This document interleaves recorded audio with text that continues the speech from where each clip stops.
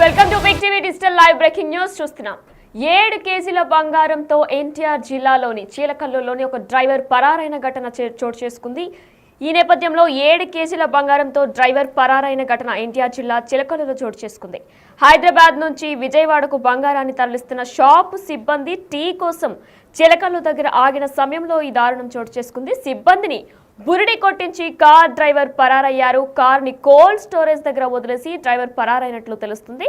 Driver మధ్యప్రదేశ్కు చెందిన జితేంద్రగా కూడా పోలీసులు గుర్తించారు. అతడి కోసం 6 పోలీస్ బృందాలు కూడా గాలింపు ఇప్పటికే మొదలుపెట్టినట్లు కూడా తెలుస్తుంది. హైదరాబాద్లోని ఉంటున్న ఇంటిని కూడా జితేంద్ర ఖాళీ చేశారు. అయితే పోలీసులు కూడా ఈ విషయంపై మాట్లాడారు. అది ఒకసారి ఇప్పుడు చూద్దాం.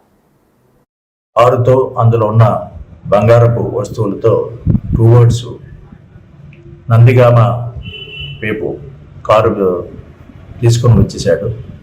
ఆ కారుకి GPS ఉండటం వల్ల ఆ సిబ్బంది దాన్ని ఫాలో అవుతూ వచ్చేటప్పటికి మునగచర్ల దుర్గా కోల్డ్ స్టోరేజ్ దగ్గర కారు పెట్టి ఆ కారులో సదరది 6.5 కేజీల బంగారాన్ని తన బ్యాగ్లో పెట్టుకొని ఆటో ఎక్కి టువర్డ్స్ నందిగామ వైపు వెళ్ళాడు.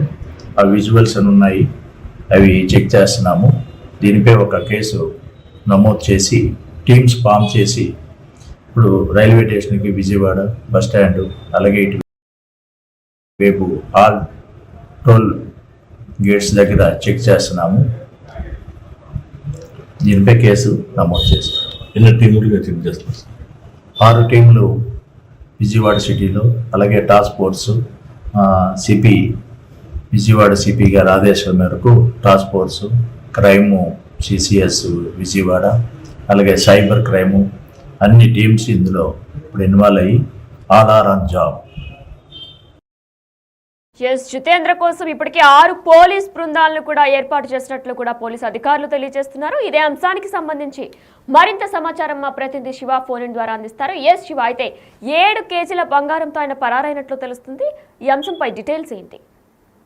ప్రధానంగా చూసుకుంటే కృష్ణా జిల్లాలో జరిగిన చోరీకి సంబంధించి కూడా పోలీసులు శరవేగంగా దర్యాప్తు చేస్తున్నారు. 5 కోట్ల విలువైన బంగారంతో కార్ డ్రైవర్ ఉడాయించిన సంఘటన జరిగింది. హైదరాబాద్ నుంచి విజయవాడకు బంగారం డెలివరీ వెళ్లే క్రమంలో బంగారం పరారయ్యారు కార్ డ్రైవర్. హైదరాబాద్ నుంచి విజయవాడకు 3 వ్యక్తులు విజయవాడ షాప్ కు డెలివరీ చేసే క్రమంలో ఆభరణాలతోటి ఏమార్చి సిఈఓలో డ్రైవర్ పరారైన సంఘటన సంచలనం సృష్టించిన పరిస్థితి కనిపిస్తా ఉంది. ట్రాఫిక్ ఎక్కువగా ఉన్న నేపథ్యంలో జగ్గేపేట సమీపంలో ఫుల్బ్రిడ్జ్ వద్ద టీ కోసం కూడా కారు ఆపిన సమయంలో కారులో వాటర్ తీసుకొని వస్తానని చెప్పి డ్రైవర్ చెప్పి వెళ్ళిపోయిన పరిస్థితి కనిపిస్తా ఉంది. దీంతో కారులో ఉన్న గోల్డ్ తీసుకొని పరారయ్యారు. ఈ కేసుకు సంబంధించి కూడా నందిగామలో కూడా పోలీసులకి ఫిర్యాదు చేశారు. అయితే కారులో GPS ట్రాక్ ఉండటంతో నందిగామ వద్ద కారు వదిలేసి సెల్ ఫోన్ స్విచ్ ఆఫ్ చేసి కార్ డ్రైవర్ జితేష్ వెళ్ళిపోయాడు తెలుస్తా ఉంది. నందిగామ ఏసీ ఆఫీస్ లో ఫిర్యాదు చేశారు. ఇతని కోసం కూడా 6 బృందాలుగా గాలింపు చర్యలు చేపడుతున్నారు. ఇతను ఈ ప్రాంతానికి సంబంధించిన వాచికాముందో కూడా అతని కోసం ప్రత్యేకంగా గాలింపు చర్యలు అయితే చేపడుతున్న పరిస్థితి కనిపిస్తుంది. అయితే ఇక్కడ ప్రధానంగా ఒక అంశానికి సంబంధించి కూడా వేరే తీసుకోవాలి. ఒకవైపు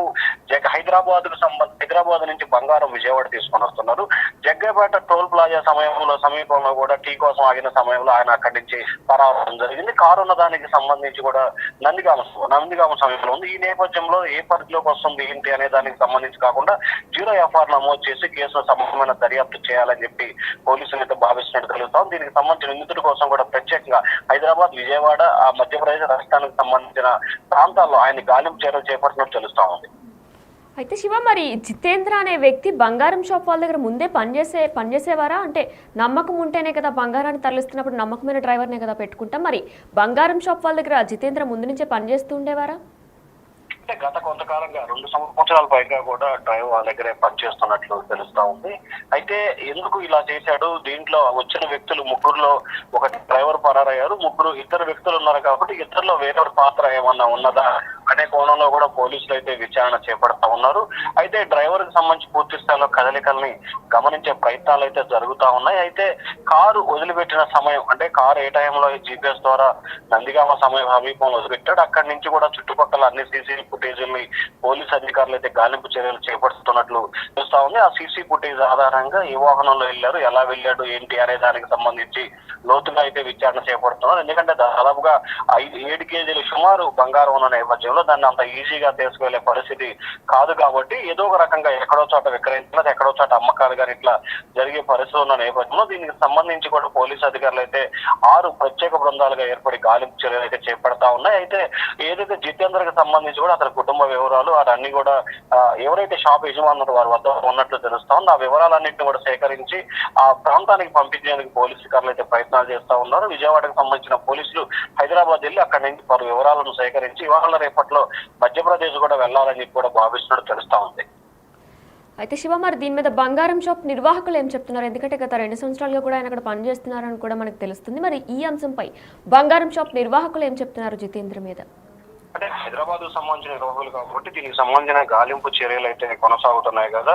సో ఎందుకు ఇలా జరగడానికి గల కారణాలు ఏంటి అనే దానికి సంబంధించి కూడా గాలింపు చర్యలు చేపడుతున్నారు కదా పోలీసులు. అయితే అతనికి సంబంధించి గత కొంతకాలంగా తమ వద్ద చాలా నమ్మకంగానే ఉన్నాడు. కానీ సడన్ గా ఈ రకంగా జరగడాన్ని షాప్ యజమానులు కూడా అందించుకోలేకపోతున్న పరిస్థితి కనిపిస్తా ఉంది. 2 సంవత్సరాల పైగా కూడా పనిచేస్తున్న సమయంలో ఎక్కడా కూడా ఎటువంటి అనుమానాలకు కానీ లేదా అనుమానాస్పదంగా కానీ ఎక్కడ అవకాశాలు లేకుండా చాలా నీట్ గా పనిచేసిన వ్యక్తి సడన్ గా ఈ రకంగా మారడానికి గల కారణాలు ఏంటనేది వాళ్ళకు కూడా అంతుపట్టినట్టు అర్థమవుతుంది. సో పోలీసు అధికారులు షాపు యజమానులు హైదరాబాద్ వెళ్లి ఇవాళ విచారణ చేపట్టే అవకాశాలు కనిపిస్తున్నాయి కాబట్టి ఆయన ఇచ్చిన సమాచారాన్ని మిగిలిన వాడిని బేరే చేసుకొని ఖచ్చితంగా గాలింపు చర్యలు చేపడతామని చెప్పి పోలీసు అధికారులు చెప్తా ఉన్నారు. అయితే శివ, మరి కార్ని కూడా కోల్డ్ స్టోరేజ్ దగ్గర విడిచిపెట్టి వెళ్ళినట్లు తెలుస్తుంది. మరి కార్ పరిస్థితి ఏంటి? దీని గురించి ఏమైనా అప్డేట్ ఉందా? అంటే వాళ్ళు ఎక్కడైతే వదిలిపెట్టారో వదిలిపెట్టిన తర్వాత డ్రైవర్ కూడా కట్టి దగ్గర గుర్తించిన మిగిలిన ఇద్దరు కూడా అతను గాలింపు చర్యలు చేపట్టిన పరిస్థితి కనిపిస్తుంది. ఆ గాలింపు చర్యలు చేపట్టిన సమీపంలోనే వెంటనే హైదరాబాద్ లో ఉన్న షాప్ యజమానులకు సమాచారం ఇవ్వడంతో వారు ఎంతమంటే GPS బేస్ చేసుకుని కూడా కారు ఫలానా దగ్గర ఉందని చెప్పి కూడా GPS ఐడెంటిఫికేషన్ చేయడం, వెంటనే అక్కడికి వచ్చి చెక్ చేయగా కారు అక్కడ వదిలిపెట్టి వెళ్ళిపోయినట్లు కూడా గుర్తించారు. వెంటనే స్థానికంగా ఉన్న పోలీసులకి సమాచారం ఇవ్వడంతో వెంటనే పోలీసులు వచ్చి కార్ ని ఓపెన్ చేసి కారులో ఎటువంటి అంటే బంగారానికి సంబంధించి ఏమీ లేకపోవడంతో కూడా కేసు నమోదు చేశారు. వారిద్దరు ఎవరైతే ఉన్నారో వారికి కూడా జరిగిన వివరాలన్నింటినీ కూడా నందిగామ పోలీసులకి తెలపడం జరిగింది. నందిగామ పోలీసులు వారు చెప్పిన సమాచారం మేరకు కేసు చేసి దర్యాప్తు చేస్తా ఉన్నారు. మరొక వైపు ఇతన్ని గాలించేందుకు కూడా ప్రత్యేకంగా 6 పోలీసు బృందాలు ఏర్పాటు చేశారు. ఒక్కొక్క బృందంలో 4 సభ్యులతో కూడుకున్న బృందం గాలింపు చర్యలు చేపడతా ఉంది. Right, thanks for the update Shiva.